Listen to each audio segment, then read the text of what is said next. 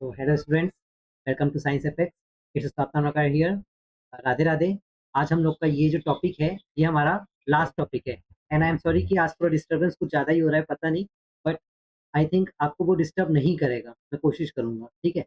तो कल के टॉपिक में हम लोगों ने ऑलरेडी हम लोगों ने जितना भी हाइड्रोकार्बन्स का जो पार्ट था, एल्केन, एल्कीन, साइक्लोएल्कीन, एल्काइन का, और आपका जो एरोमेटिक वाला है, इसका हाफ पार्ट कंप्लीट कर चुका है। आज हमारा नेक्स्ट टॉपिक है electrophilic substitution reaction of aromatic hydrocarbon. तो बेसिकली कल हम लोगों ने इसका ऑलरेडी हल्का सा मैकेनिज्म देखा था, बट आज हम लोग उसका आज आज अपने को देखना क्या है, basically electrophilic aromatic substitution reaction, जिसमें अपने को halogenation, nitration, sulphonation, fusion Crafts acylation with their mechanism, directive effect of group. तो ये सब चीजें आज अपने को देखना है। हो सकता है थोड़ा सा लंबा हो जाए, तो कोशिश करूंगा कि जल्दी हो, ठीक है। तो बेसिकली जनरल रिएक्शन मैकेनिज्म जो है ये 2 स्टेप में, वैसे मेरे हिसाब से अगर देखा जाए ना तो ये 3 स्टेप में होता है, ठीक है। तो अपन इसको डायरेक्टली या तो इधर से एक बार देख लेते हैं, उसके बाद मैं इसको बताऊंगा कि मतलब कैसे-कैसे होता है। सबसे पहले क्या होता है, जो भी बेंजीन रिंग है इसको अपन फोर्ट्रेस बोल दिए। फोर्ट्रेस मतलब होता है स्टेबलाइज्ड वाला। तो ये जो है सबसे पहले इलेक्ट्रोफाइल को अटैक करता है। इलेक्ट्रोफाइल को जब अटैक करता है, इसमें देखो इलेक्ट्रोफाइल और न्यूक्लियोफाइल का रोल होता है। तो सबसे पहले जो बेंजीन रिंग है वो इलेक्ट्रोफाइल का अटैक करता है, और ये एक कार्बोकैटायन वाला फॉर्मेशन करता है, जिसको अपन बोलते हैं एरेनियम आयन। अब ये जो है वो कॉन्जुगेशन करता है, एक बार मेटा पोजीशन पे, एक बार ऑर्थो पोजीशन पे जाएगा, एक बार मेटा पोजीशन पे, एक बार पैरा पोजीशन पे, इस तरीके से, ठीक है। तो सबसे पहले क्या हुआ, ये बेंजीन रिंग इलेक्ट्रोफाइल की तरफ, सपोज ये वाला जो बॉन्ड है वो इधर शिफ्ट हुआ, ठीक है। तो यहाँ पर से एक इलेक्ट्रोफाइल अटैच हो गया, और इसके पास एक हाइड्रोजन अभी भी बचा हुआ है। अब ये हाइड्रोजन तब हटेगा जब इसमें प्रोटॉन का लूज होगा, मतलब यहाँ से लेके यहाँ तक का जो स्टेप है वो एक सिंगल स्टेप है। सिर्फ यहाँ पर रेजोनेंस हुआ, इसलिए आप यहाँ पर साइन देख सकते हो। तो बेसिकली यहाँ पर हुआ क्या है, तो ये जो बॉन्ड था वो इधर शिफ्ट हुआ, तो इलेक्ट्रोफाइल का अटैक हुआ सबसे पहले, ठीक है। हाइड्रोजन अब एक तरफ सबसे पहले जब पॉजिटिव चार्ज जो है वो सबसे पहले यहाँ पर आता है, ठीक है। यहाँ पर थोड़ा गलत लिखा है, पहले यहाँ पर आएगा फिर यहाँ पर आएगा, ठीक है। करेक्ट कर देता हूँ इसको।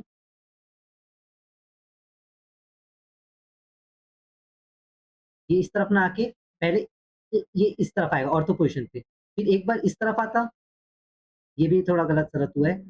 एक बार इस तरफ आएगा, एक बार ऑर्थो पे, एक बार पैरा पे, और एक बार ऑर्थो पे। क्लियर है? बेसिकली ये इतना इंपॉर्टेंट नहीं है कहाँ का अटैक करता है, सिर्फ एक बार याद यही रखना कि एक बार ऑर्थो पे अटैक करता है कैटायन, फिर एक बार मेटा पे, ऑर्थो, पैरा और ऑर्थो पोजीशन पे।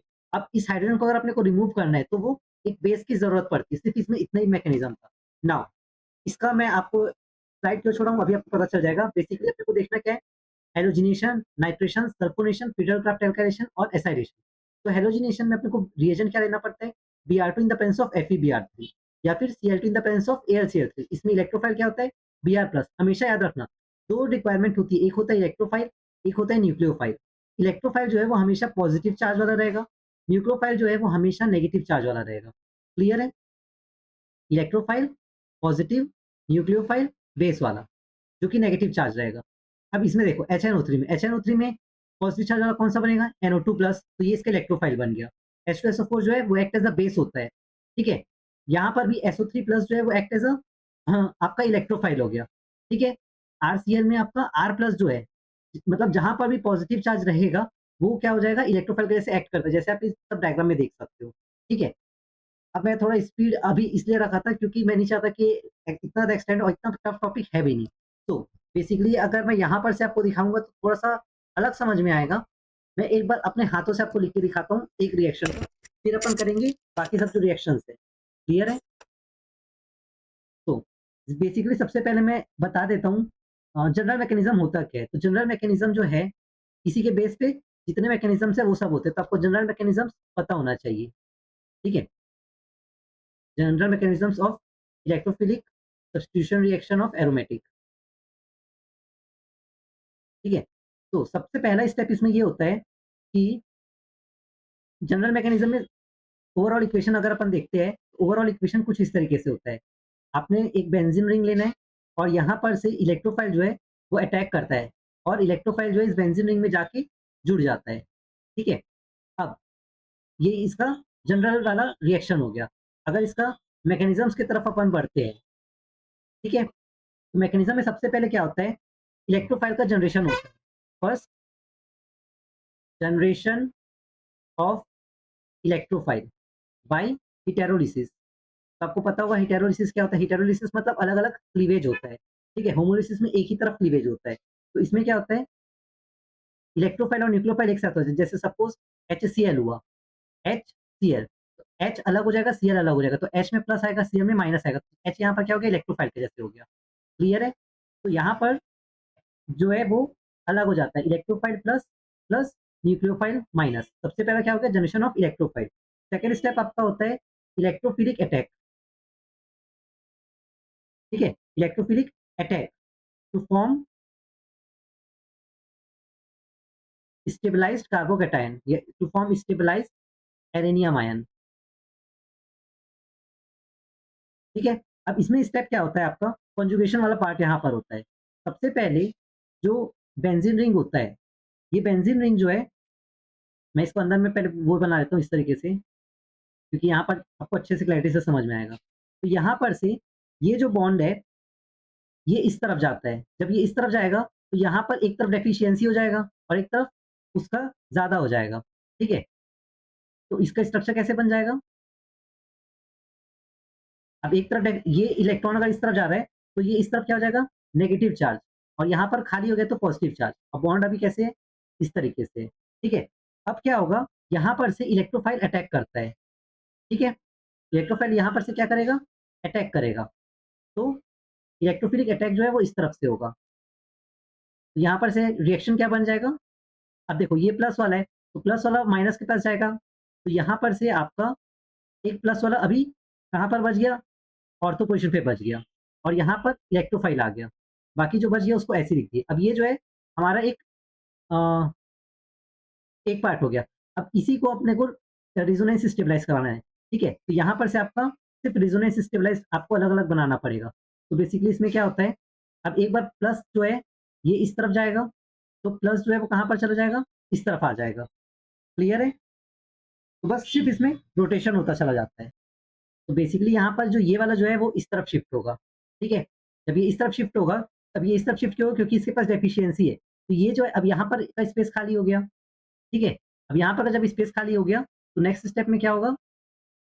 जो पॉजिटिव चार्ज वाला जो कैटायन था वो इस तरफ शिफ्ट हो जाएगा, ठीक है? अब ये जो है इस तरीके से बन गया, आया समझ?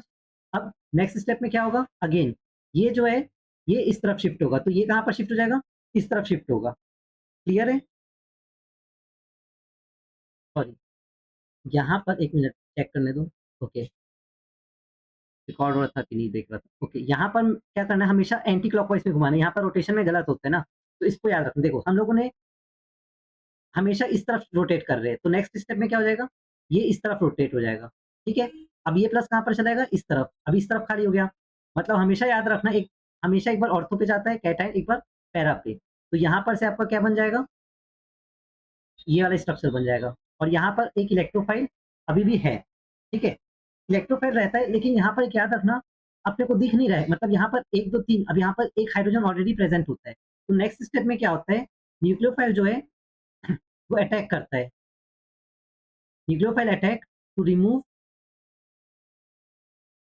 हाइड्रोजन या प्रोटॉन। अब यहाँ पर आप न्यूक्लियोफाइल भी बोल सकते हो, और न्यूक्लियोफाइल यहाँ पर क्या होता है? बेस, ठीक है? तो यहाँ पर सपोज़ जैसे कि ये वाला रिएक्शन अपन लिख लिए,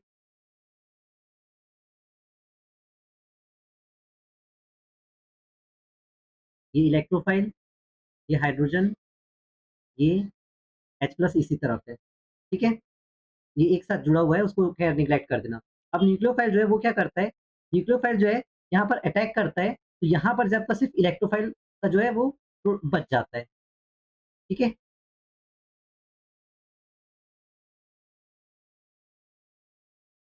मतलब ओवरऑल अपना प्रोडक्ट जो है वो फ़ॉर्म हो जाता है, और बेस और हाइड्रोजन जो है वो रिमूव हो जाते हैं, ठीक है? तो ये जो है वो जनरल मैकेनिज़्म है। अब इसी मैकेनिज़्म से आपको सब कुछ करना है। अब सपोज़ जैसे कि यहीं पर आपका कलर चेंज करने दो, यहीं पर आपका H2SO4 वाला रहेगा, तो H2SO4 में आपका SO3 जो है वो इलेक्ट्रोफाइल के जैसे एक्ट करेगा, ठीक है? मतलब यहाँ पर आप क्या ले लोगे? H2SO4 और HNO3 करो, H2SO4 लोगे, ठीक है? तो H2SO4 में H plus plus SO4 2 minus बनेगा, ये SO3 प्लस बनेगा, SO3H यहाँ पर अलग से निकलता है। ठीक है? तो जैसे कि अब अपन एक-एक करके देखते हैं, अब क्लियर समझ में आएगा। जैसे यहाँ पर HNO3 है, तो HNO3 में इलेक्ट्रोफाइल क्या निकलेगा? NO2+, ठीक है? तो ये क्या हो गया? इलेक्ट्रोफाइल, और ये क्या हो गया? न्यूक्लियोफाइल। तो सबसे पहले इलेक्ट्रोफाइल जो है, वो क्या करेगा? ये जो बेंजीन रिंग है वो इलेक्ट्रोफाइल की तरफ अटैक किया, तो एक बार NO2 और H बना। अब यहाँ पर इसको ध्यान मत देना ना, जो मैंने आपको इस तरफ जो मैकेनिज़्म बताया था, इसके बेस पे करना। अब NO2 सपोज़ यहाँ पर आ गया, ठीक है? अभी सबसे पहले कैटायन कहाँ पर है? इस तरफ है। एक बार इस तरफ रोटेट किए, फिर नेक्स्ट में, मतलब उसको उल्टा रोटेट करते चले जाना, ठीक है? यहाँ पर आप रिएक्शन मैकेनिज़्म को इस तरफ ध्यान मत देना, इसको आप अपने मन से कर सकते हो। तो एक बार पॉज़िटिव इस तरफ आएगा, फिर एक बार इस तरफ, देन इस तरफ, ठीक है? तो आपका इस तरीके से बनेगा। अब लास्ट में क्या होता है, जो बेस है वो अटैक करता है और हाइड्रोजन को रिमूव कर देगा, तो बचा क्या? H2SO4, ठीक है? ये जो हाइड्रोजन है वो इसके पास चला गया, तो क्या बचा? H2SO4 और NO2 बच गया। तो यहाँ पर क्या बन गया आपका? नाइट्रेशन का। सल्फोनेशन में भी सेम होगा। सल्फोनेशन में अगेन सबसे पहले आपको इलेक्ट्रोफाइल जानना पड़ेगा। तो इलेक्ट्रोफाइल यहाँ पर H2SO4 में मैंने आपको बोला था SO3+ जो है वो इलेक्ट्रोफाइल एक्ट करता है। तो हम याद ऐसे मत कर देना H2SO4 में SO4 2- ये नहीं होता भाई। यहाँ पर H2SO4 में जो ये होता है, याद रखना, H2SO4 में सल्फोनेशन में SO3 जो है, वो क्या बनता है यहाँ पर? इलेक्ट्रोफाइल होता है, ठीक है? इलेक्ट्रोफाइल यहाँ पर क्या होता है? SO3। अब अगेन सेम होगा, यहाँ पर क्या होता है? बेंजीन रिंग जो है वो SO3 की तरफ जाके अटैक किया, अब SO3 और H बच गया। अब एक बार पॉज़िटिव यहाँ मैं बार-बार बोल रहा हूँ, मैकेनिज़्म यहाँ से मत देखना। जो ये वाला जो था उसी के बेस पे आप इसको करते चले जाओगे, ठीक है? या एक एक ठो को बता ही दूँ क्या? एक ठो को मैं बता देता हूँ, बाकी फिर आप करते रहना। सपोज़ नाइट्रेशन का कर रहे हैं, हालाँकि जनरल मैकेनिज़्म में क्या होता है, अगर NO2 दिया है, अगर मैकेनिज़्म नहीं पूछ रहे तो मत करना, अगर पूछ रहे तो फिर। इलेक्ट्रोफाइल सबसे पहले आपको पता होना चाहिए कि यहाँ पर NO2 होता है, तो सबसे पहले आप क्या करोगे? इलेक्ट्रोफाइल और न्यूक्लियोफाइल, ये कैसे बनेगा? First step, HNO3 plus H2SO4, तो यहाँ से आपका क्या निकलेगा? HNO3 प्लस H2SO4 से NO2 प्लस प्लस OH-, तो ये इलेक्ट्रोफाइल हो गया, ये न्यूक्लियोफाइल हो गया, ठीक है? अब इतना तो आपको पता होना चाहिए ना, NO3 में इलेक्ट्रोफाइल क्या होता है? NO2 प्लस, और बेस क्या निकलेगा? OH-। सेकंड स्टेप क्या होता है? बेंजीन रिंग जो है वो इलेक्ट्रोफाइल पे अटैक करता है, ठीक है? मैं इसको अलग-अलग कर लेता हूँ फिलहाल, ये हो गया, या ओके, प्लस, अब सबसे पहले ये इस तरफ शिफ्ट होता है, ठीक है? कार नेगेटिव और पॉजिटिव वाला, मैं सेम मैकेनिज़्म कर रहा हूँ ना, अगर आप देखोगे तो, अगर आप कॉपी में लिख रहे होगे तो आपको अच्छे से समझ में आएगा। बार-बार बोल रहा हूँ, कॉपी में लिख के ही करना, ठीक है? अब क्या होता है? ये अब इस तरफ बच गया।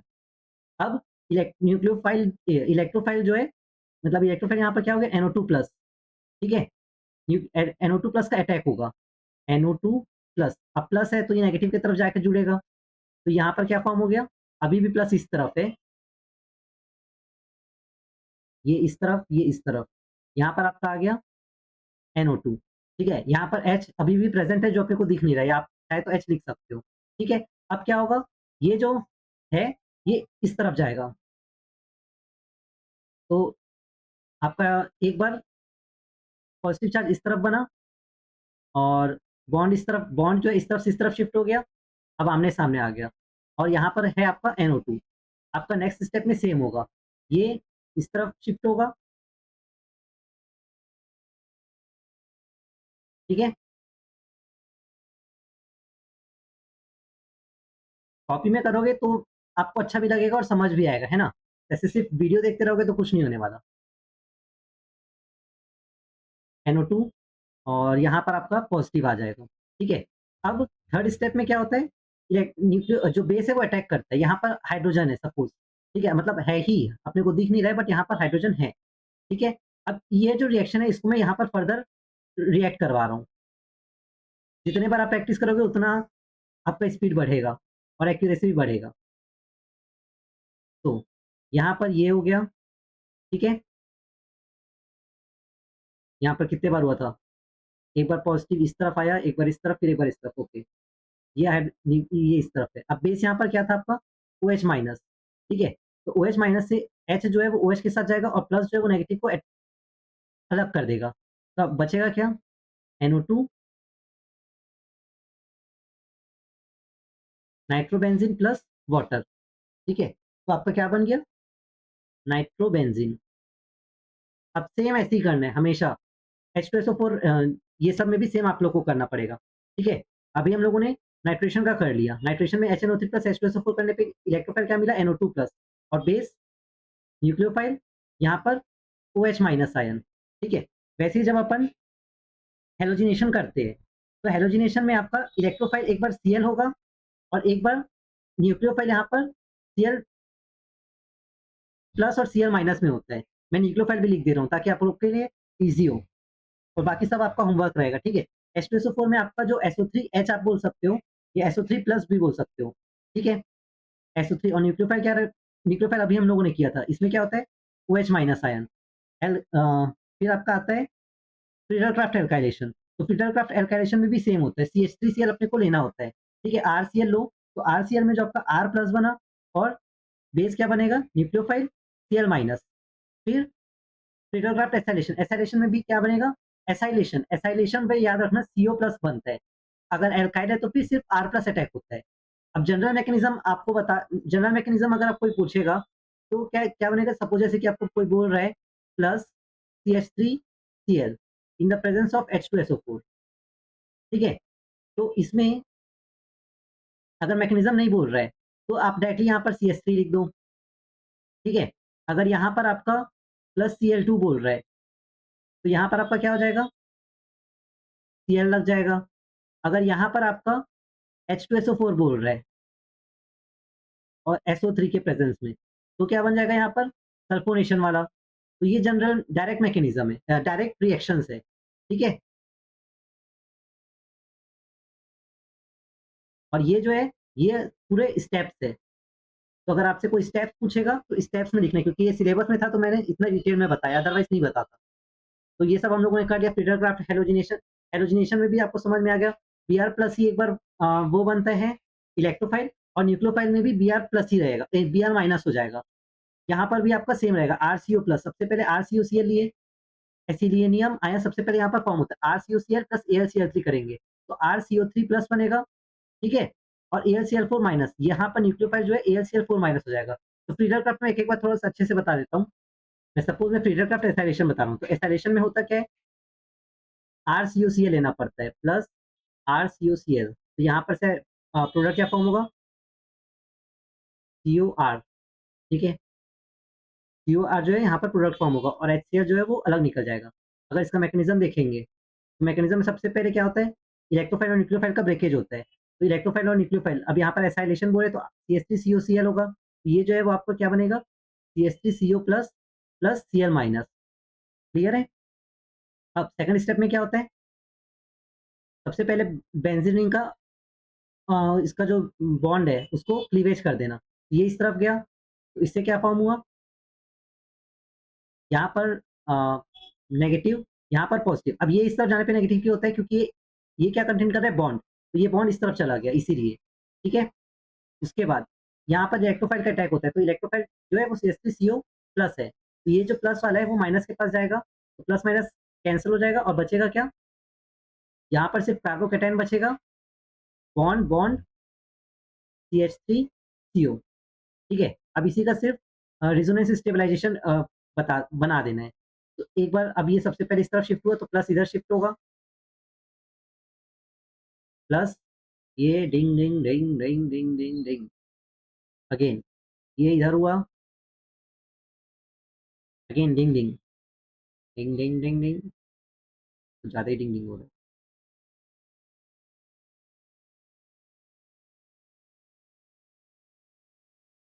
CH3CO सेम है यार, ऐसा कुछ वो टफ नहीं है। फिर ये हुआ, अब ये बॉन्ड इस तरफ शिफ्ट हो गया, ठीक है? थर्ड स्टेप में क्या होता है? न्यूक्लियोफाइल का अटैक होता है। तो आपको सिर्फ ये पता होना चाहिए कि इलेक्ट्रोफाइल और न्यूक्लियोफाइल कैसे-कैसे हो रहे हैं, ठीक है? तो ये इस तरफ, ये इस तरफ, न्यूक्लियोफाइल का जब अटैक होगा, CH3CO है, न्यूक्लियोफाइल यहाँ पर क्या है आपका? Cl माइनस, ठीक है? और प्लस जो है वो कहाँ पर था अभी? इस तरफ था। तो प्लस जो है नेगेटिव की तरफ जाएगा, प्लस माइनस हट जाएगा, और यहाँ से जो H है वो रिमूव हो जाएगा, ठीक है? मैं H इधर लिख देता हूँ, तो HCl के फॉर्म में वो अलग निकल जाएगा।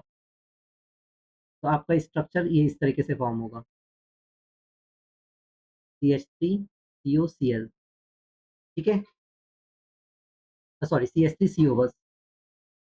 अब इसको आप रीअरेंज करोगे तो COCH3 लिख दोगे, ठीक है? COCH3 और प्लस HCl अलग। आ गया, क्लियर है? तो फ्रीडल-क्राफ्ट आई होप कि आपने फ्रीडल-क्राफ्ट एसाइलेशन और एल्काइलेशन भी अच्छे से समझ लिए हैं, ठीक है? अब सब्स्टिट्यूएंट कैसे कंट्रोल करता है रिएक्शन को अपने को ये पढ़ना है।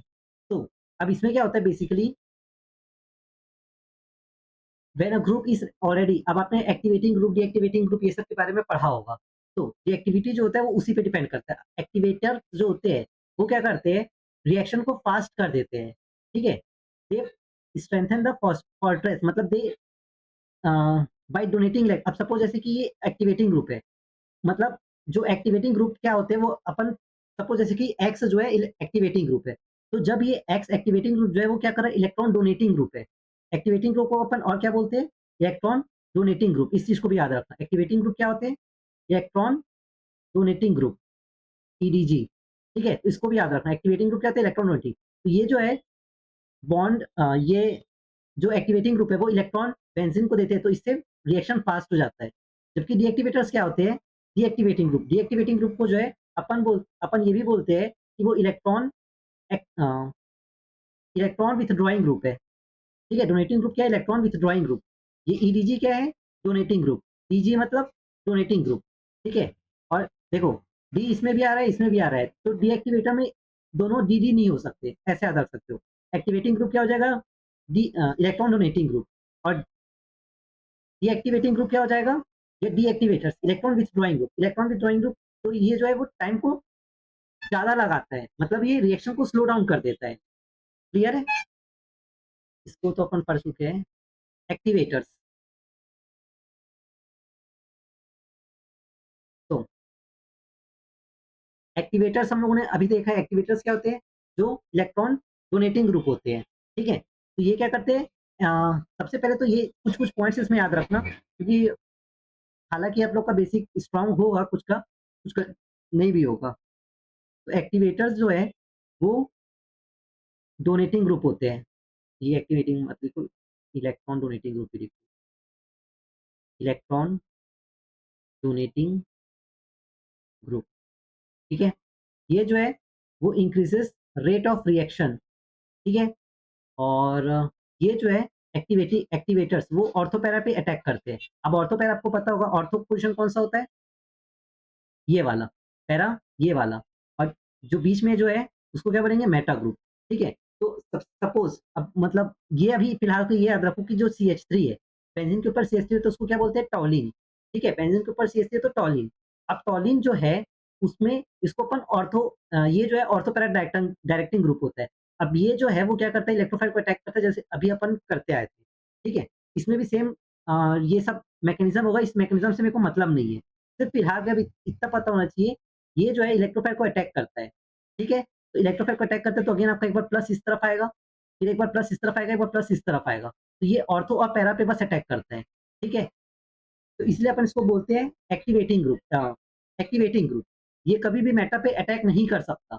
ये मैकेनिज्म को ध्यान मत देना, मैं बार-बार बोल रहा हूँ क्योंकि ये गलत हो सकता है, ठीक है? तो सिर्फ इतना याद रखना, जो पॉजिटिव चार्ज है वो हमेशा एक बार ऑर्थो पोजीशन पे रहता है, एक बार पैरा, एक बार ऑर्थो। इसीलिए एक्टिवेटर्स जो होते हैं वो ऑर्थो पैरा राइटिंग ग्रुप पे ही अटैक करते हैं, जिसमें जो मोस्ट फेवरेबल वाला होता है वो पैरा राइटिंग ग्रुप वाले होते हैं, ठीक है?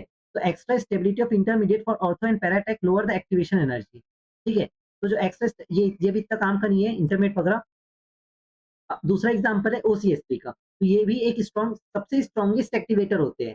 तो मैंने आपको ऑलरेडी बता चुका है, ग्रुप विथ लोन पेयर। अब आपको ये दिख नहीं रहा होगा, एक मिनट, ओके दिख रहा है, मुझे लगा कि नहीं दिख रहा होगा। तो एक्टिवेटिंग ग्रुप पहचानने का एक और तरीका होता है जिसमें लोन पेयर होता है, तो उसको भी आप यहाँ पर नोट डाउन कर लेना, ठीक है?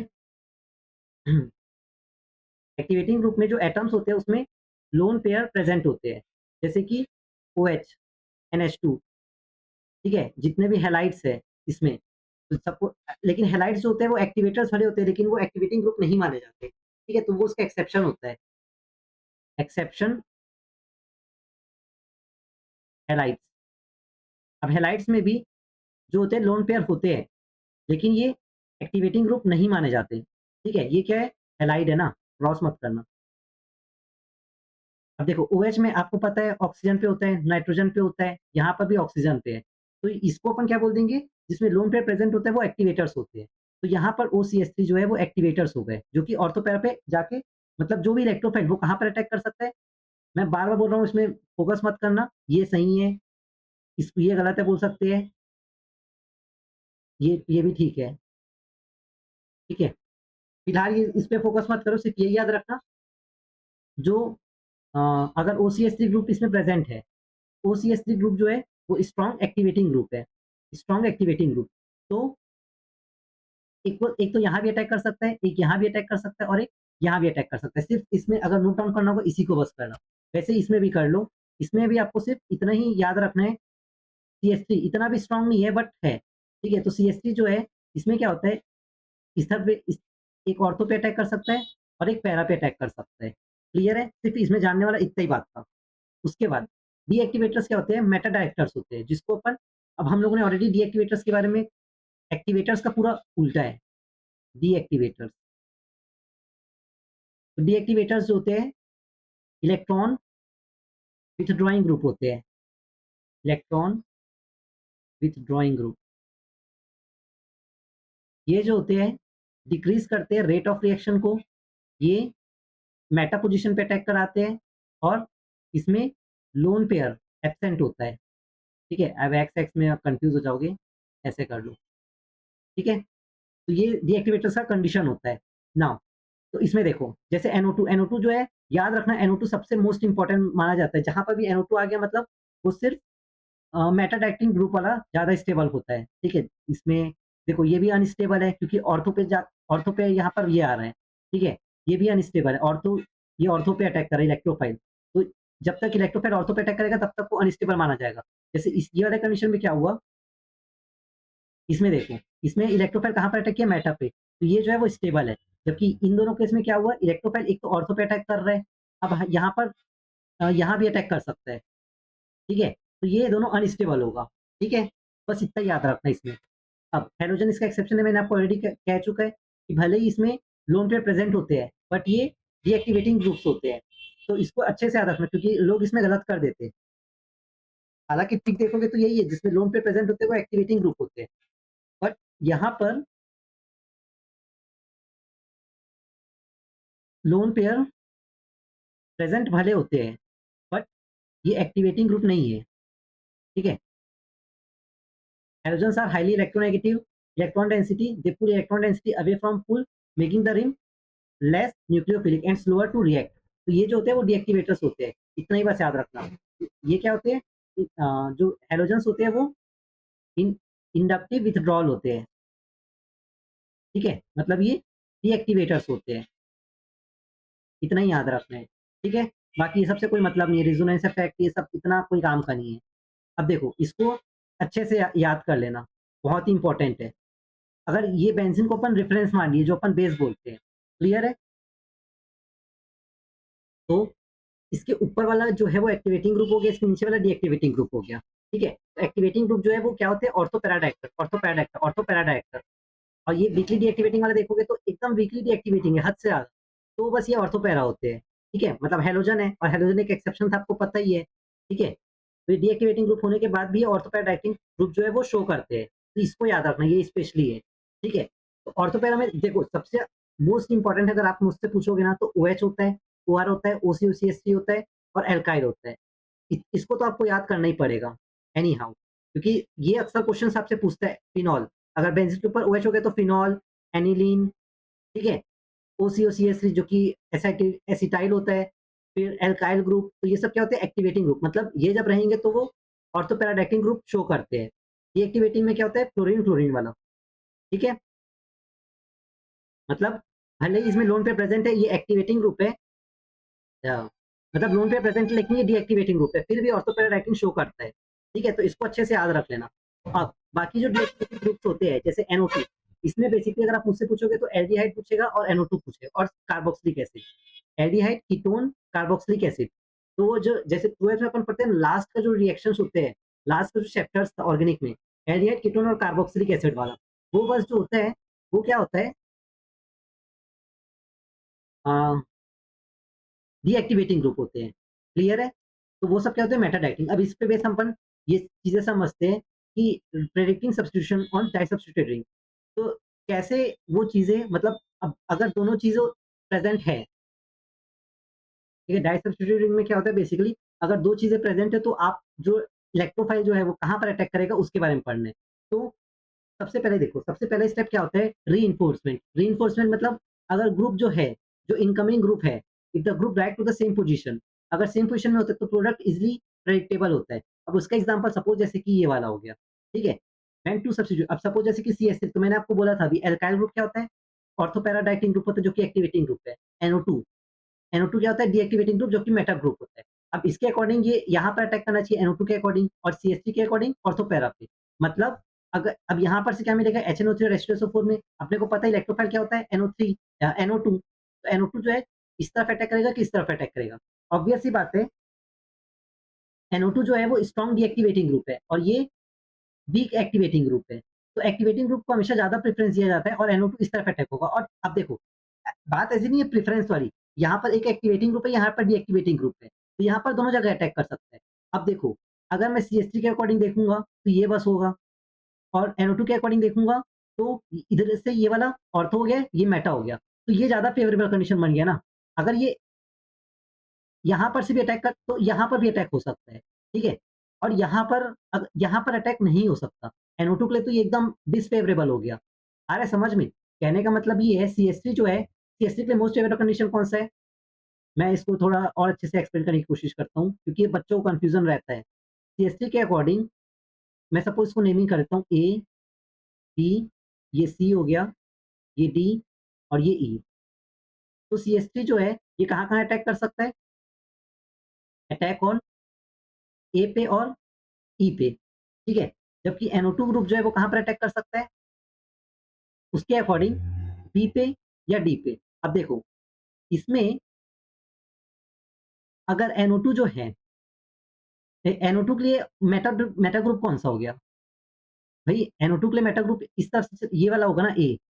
तो ये A पे अटैक कर सकता है और एक E पे। अब इन दोनों में देखो, तो AE इसमें भी आ रहा है, AE इसमें भी आ रहा है, मतलब मोस्ट फेवरेट कंडीशन कौन-सा हो गया? यही वाला हो गया। इससे अच्छा और कोई नहीं बता पाएगा ना, मैं आपको गारंटी दे सकता हूँ। आज तक आपको इस तरीके से कोई नहीं बताया होगा, ठीक है? तो एबीसीडी, अब ये समझ में आ गया कि एनओ इलेक्ट्रोफाइल इसमें से क्या निकलेगा, NO2।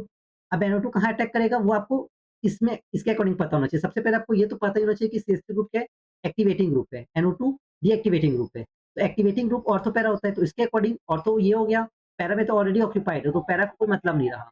NO2 जो है वो मेटा डायरेक्टिंग ग्रुप है, ठीक है? तो इसके अकॉर्डिंग मेटा कौन-सा हो गया, ई वाला और ए वाला। तो ए इसमें भी आ रहा है, ए इसमें भी आ रहा है, तो फेवरेबल कंडीशन ये दोनों ही होगा। अब रूल टू कॉम्पिटिशन, कॉम्पिटिशन में अपन देखते हैं, कॉम्पिटिशन में क्या लिखा है, if the group directing effect oppose each other. अगर जो डायरेक्टिंग इफेक्ट जो है, मतलब अगर दोनों एक्टिवेटिंग ग्रुप है या दोनों डीएक्टिवेटिंग ग्रुप है, तो उसमें जो मोर पावरफुल, जो भी पावरफुल वाला होगा, वो ज्यादा वो ऑक्यूपाई करेगा उस पोजीशन को। सपोज जैसे NH2, मैंने आपको ऑलरेडी कहा भी था, NH2 जो है वो स्ट्रॉन्ग एक्टिवेटिंग ग्रुप है, ये भी एक एक्टिवेटिंग। अब इसके अकॉर्डिंग मेटा ग्रुप कौन सा हो जाएगा? अगेन हम लोग यहाँ पर ये करते हैं, A, B, C, D, E।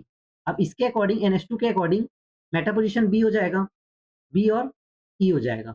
और CH3 के अकॉर्डिंग मेटा पोजीशन क्या होगा? सॉरी, B और D होगा,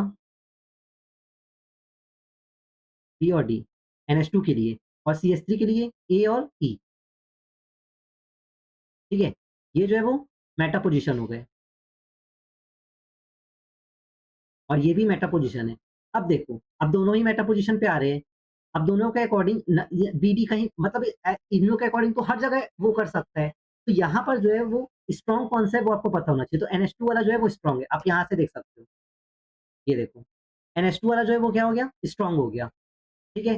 तो इसलिए यहाँ पर NH2 जो है वो विन करता है, और ये जो है बी पे अटैक कर सकता है और डी पे अटैक कर सकता है। इसलिए यहाँ पर आप देखोगे बी और डी पे ज़्यादा वो, ठीक है? समझ में आ गया? आई कैन बेट यू इससे अच्छा अभी तक आपने कोई नहीं पढ़ा होगा, ठीक है?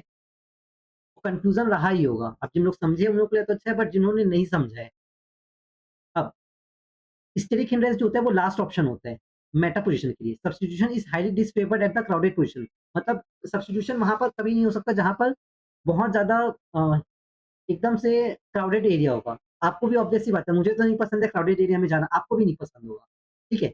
ऑर्थो पोज़ीशन में इफ एन ऑर्थो पैराडाक्टाइल इज़ बल्की, अगर ऑर्थो पैराडाक्टाइल पे जो इनकमिंग ग्रुप है या जो प्रेज़ेंट है, वो बल्की है, तो less crowded para position is strongly favoured over the ortho and para position. अब इसका एग्ज़ाम्पल है, देखो सपोज़ मेटा ग्रुप के बारे में यहाँ पर बात कर रहे हैं, ठीक है? तो मेटा ग्रुप में क्या हो रहा है, अब CH3 जो है वो क्या हो गया, ऑर्थो पैरा, मतलब एक इस तरफ अटैक कर, जो ब्लू वाला दिख रहा है लाइन, एक इस तरफ अटैक कर सकता है और एक इस तरफ अटैक कर सकता है। यहाँ पर ये वाला नहीं होगा ना, इसको मत करना। तो यहाँ पर देखोगे इनकमिंग ग्रुप क्या है, SO3, ठीक है?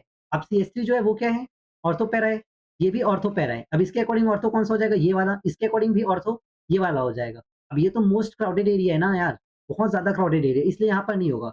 भले आप यहाँ पर अटैक करवा सकते हो, आप यहाँ पर अटैक करवा सकते हो, ठीक है? इसमें यहाँ पर अटैक हो सकता है और यहाँ पर अटैक हो सकता है। इसके अकॉर्डिंग ये ऑर्थो बन जाएगा और इसके अकॉर्डिंग ये इस पोज़ीशन के पैरा बन जाएगा। तो ये मोस्ट फ़ेवरेबल कंडीशन ये वाला होगा।